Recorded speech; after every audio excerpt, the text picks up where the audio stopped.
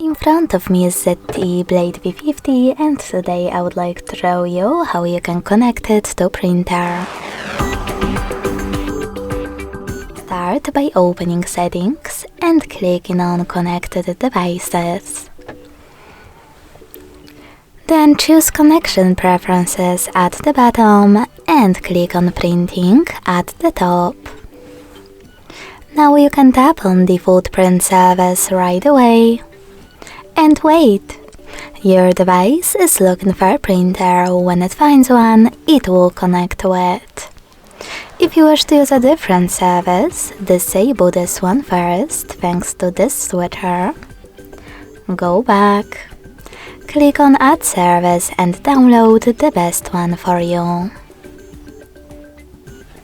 When it's ready, go back to the same settings.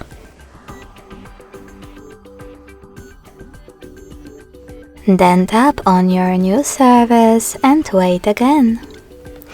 Thanks so much for watching. If you enjoyed this video, leave a like, comment and subscribe. Bye!